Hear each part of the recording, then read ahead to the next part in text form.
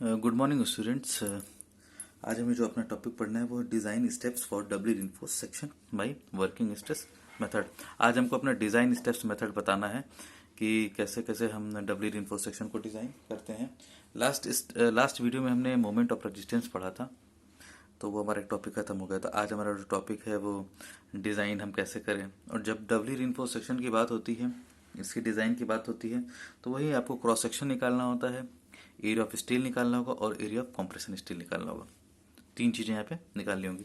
But most of the question में क्या होगा, देखिए तीन चीज़ें B D A S T और ए एस सी।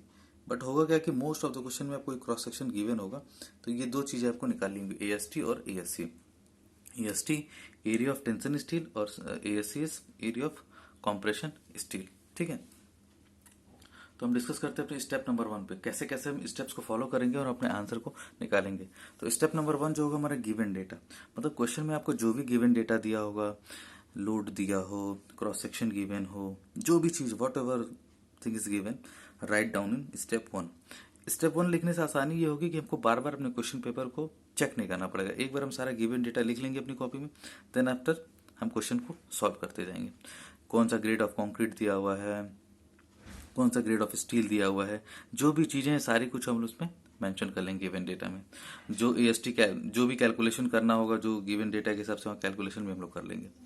फिर हम आएंगे स्टेप नंबर 2 पे। जो हमारा स्टेप नंबर 2 है, find out bending moment with the help of given load.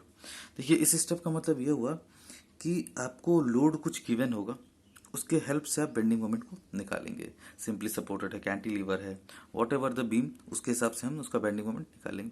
कई केसेस में ऐसा भी हो सकता है कि आपको डायरेक्ट बेंडिंग मोमेंट गिवन हो, ये भी हो सकता है कि डायरेक्ट आपको बेंडिंग मोमेंट आपको गिवन कर देगा। देन आफ्टर अगर बेंडिंग मोमेंट गिवन होगा तो हमारा क्वेश्चन और थोड़ा ईजी हो जाएगा। अगर बेंडिंग मोमेंट नहीं गिवन है, हमको लोड दिया हुआ, तो लोड की हेल्प से हम बेंडिंग मोमेंट निकाल लेंगे। अब आते हैं हम अपने स्टेप नंबर 3 पे, find out moment of resistance of singly reinforced section. अब यहाँ पे आप लोग बोलेंगे कि sir find out moment of resistance of singly reinforced section क्यों आएगा, क्यों? क्योंकि हमको सिंगली का मोमेंट ऑफ रेजिस्टेंस निकालना पड़ेगा, फिर हमको चेक करना पड़ेगा कि बेंडिंग मोमेंट इसकी वैल्यू ज़्यादा आ रही है कि कम आ रही है, क्योंकि उसी पे ये डिपेंडेंट होता है कि हम अपना जो बोलते हैं कि जो हमको डबल रिइंफोर्स डिजाइन करना वो उसी पे डिपेंडेंट होता है। तो सबसे पहले MR1 यहाँ लिखा होगा। MR1 का मतलब ही हो गया कि MR1 का मतलब ही यहाँ पे हो जाएगा कि moment of resistance of singly reinforced section. मैंने आपको लास्ट वीडियोज में आप देखिएगा जाके डिस्क्रिप्शन में कि लास्ट वीडियो में मैंने पढ़ा है कि MR बराबर QVD² एक इक्वेशन आती थी। Q की वैल्यू यहाँ पे आ जाती थी, Q बराबर हाफ CA J K। ठीक, K की वैल्यू, J की वैल्यू क्या थी, J बराबर 1 - K/3, और K की वैल्यू क्या थी, M sigma CBC divide by sigma ST plus M sigma CBC। ये थी वैल्यू हमारी, हम पढ़ चुके हैं वीडियो में। तो हम यहाँ से पहले Q निकाल लेंगे। B और D हमको गिवन होगा क्वेश्चन में, ठीक, बी और डी क्वेश्चन में गिवन होगा, तो वहां से हम क्या निकालेंगे, MR1 यानी moment of resistance of singly reinforced beam section, ये हम यहाँ से निकाल लेंगे। तो जब हमारा मोमेंट ऑफ रेजिस्टेंस निकल जाएगा सिंगली रिइंफोर्स्ड सेक्शन, तो हम अगले स्टेप की तरफ बढ़ेंगे। Compare bending moment and MR1। MR1 का मतलब क्या है भाई, सिंगली रिइंफोर्स्ड बीम सेक्शन का moment of resistance, bending moment. तो यहाँ दो कंडीशंस बनेंगी आपकी। इफ, क्योंकि हमको क्वेश्चन देख के ये पता नहीं लगेगा कि ये सिंगली रिइंफोर्स का क्वेश्चन है या डबली रिइंफोर्स का क्वेश्चन है, ठीक है। If bending moment is less than MR1, यानी मोमेंट ऑफ रेजिस्टेंस की वैल्यू ज्यादा, यानी जो बीम की रजिस्टिंग कैपेसिटी है वो ज्यादा है जो हमारा बीम पे मोमेंट आ रहा है, तो इसका मतलब कि हमको एडिशनल रिइंफोर्समेंट की जरूरत है ही नहीं है। हमारा बीम की जो रेजिस्टेंस है, मोमेंट ऑफ रेजिस्टेंस है, वो सेल्फ सफिशिएंट है बेंडिंग मोमेंट को बियर करने के लिए। तो फिर हम क्या करेंगे, design for singly reinforced section. तो जब मैंने आपको पिछली वीडियोस में पढ़ा है कि आप सिंगली रिइंफोर्स्ड सेक्शन की तरह इसको डिजाइन करके निकल जाएंगे। जब सिंगली रिइंफोर्स्ड सेक्शन डिजाइन करेंगे तो सिर्फ हमको एरिया ऑफ स्टील निकालना होगा, ASC निकालना नहीं होगा, ठीक। अब आते हैं अपने कंडीशन नंबर दूसरे पे। दूसरा कंडीशन ये बोलता है कि बेंडिंग मोमेंट की वैल्यू MR1 से ज्यादा हो गई, यानी जो हमारे बीम पर बेंडिंग मोमेंट आ रहा है वो हमारे moment of resisting capacity singly से ज्यादा, क्योंकि दो ही तरह की बीम होती है, सिंगली और डबली।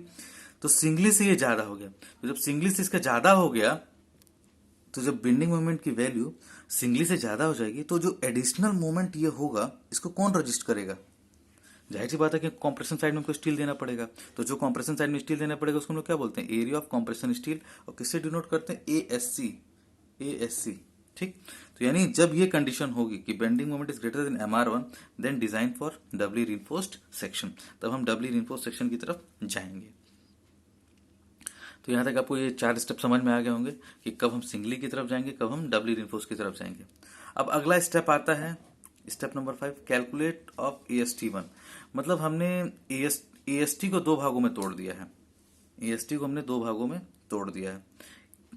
क्यों 2 भागों में तोड़ दिया है, क्यों? क्योंकि जैसे मान लीजिए एक बीम है, ठीक, ये AST और एक ये ASC, ठीक, तो एक AST तो ये जो सिंगली वाला हो जाएगा, और एक AST का पार्ट इसकी वजह से भी आएगा, इसकी वजह से भी आएगा। तो हमने क्या किया, AST1 क्या किया, MR1 यानी सिंगली का moment of resistance divide by sigma st J into T, यानी सिर्फ सिंगली वाला फॉर्मूला ये मान के हमने AST1 निकाला। फिर MR2 का मतलब यहाँ पे क्या कि एडिशनल मोमेंट क्या होगा, एडिशनल मोमेंट क्या आ रहा है हमको कैसे पता चलेगा।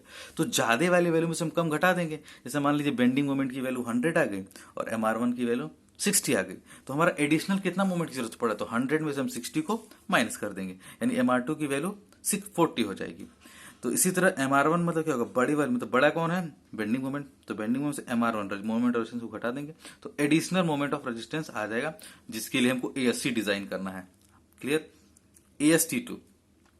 AST2 किसकी वजह से, इस AST को हमने 2 भाग में तोड़ दिया, एक AST1 इसको बोल दिया। अब AST2 इसका प्रेशर नीचे की तरफ, इसका जो लोड है नीचे की तरफ आएगा, तो उसको हमने AST2 बोल दिया। वो किसकी वजह से आएगा, MR2 की वजह से आएगा। MR2 फिर formula sigma st d minus D dash, sigma st d minus D dash, ये इसका AST2 का फॉर्मूला हो गया हमारा। ठीक है, अब हम क्या करेंगे कि AST1 AST2 हम निकाल लिया। अब हम क्या करेंगे कि AST निकालना है हमको। तो आपको जाहिर सी बात है कि जब आप AST1 आपने अलग से निकाल लिया है और AST2 अलग से निकाल लिया, तो दोनों को क्या करेंगे, मिक्सअप कर देंगे। मिक्सअप इन द सेंस दोनों को ऐड अप कर देंगे। ऐड करने से हमारा टोटल एरिया ऑफ स्टील निकल जाएगा, इसका अपना निकल जाएगा और इसकी वजह से जो आ रहा है वो भी निकल जाएगा। तो हमारा एरिया ऑफ स्टील हमारे यहाँ से निकल जाएगा। ठीक है, अब हमारा एक स्टेप तो कंप्लीट हो चुका कि एरिया ऑफ स्टील, हमको पता था कि डबली रिइंफोर्स्ड सेक्शन है, तो AST और SC दोनों डिजाइन करना है, तो हमने AST तक तो हमने डिजाइन कर लिया। अब जो अगला स्टेप है हमारा वो क्या है, ASC यानी area of compression steel, ASC area of steel यानी कॉम्प्रेशन। तो इसका डायरेक्ट जो फॉर्मूला है वो क्या है, MAST2 यानी M मॉडुलर रेशियो AST2। ये जो AST2 कैलकुलेट करेंगे, जो ऊपर के स्टील की वजह से AST2 आएगा वो AST2 D minus XC, D is effective depth, XC क्या है, XC इक्वल टू क्या, क्रिटिकल डेप्थ, क्या है, क्रिटिकल डेप्थ। और जो XC का फॉर्मूला होता है K इंटू डी। इससे हम यहाँ XC निकाल लेंगे, इससे हम यहाँ पे XC निकाल लेंगे। ठीक, D minus XC divide by 1.5 M minus 1 ASC, जैसे 1.5 M माइनस 1, तो M यहाँ पे मॉडुलर रेशियो है, 1 यहाँ पे। ठीक, फिर ये फॉर्मूला के XC minus D dash, XC same वही critical depth of neutral axis, और डी डैश जो क्या है आपका कंप्रेशन साइड में इफेक्टिव कवर है, effective cover on compression side जो आपको दिया हुआ है वो आपका है, effective cover on compression side दिया हुआ, जो कि आपके क्वेश्चन में कुछ ना कुछ आपको गिवन ये रहेगा कि effective cover of compression side क्या होगा। तो इससे हम ASC निकालेंगे और फाइनल हमारा AST और ASC हमारा निकल जाएगा इससे। तो ये हमारे कुछ स्टेप्स थे जिससे हम design step for doubly reinforced section को निकाल लेंगे। अगर स्टेप्स आपको 1 बाय 1 याद हैं या कुछ हैं चीजें हैं, तो आप इन सब क्वेश्चंस को लगाने में आपको कोई भी दिक्कत नहीं होगी।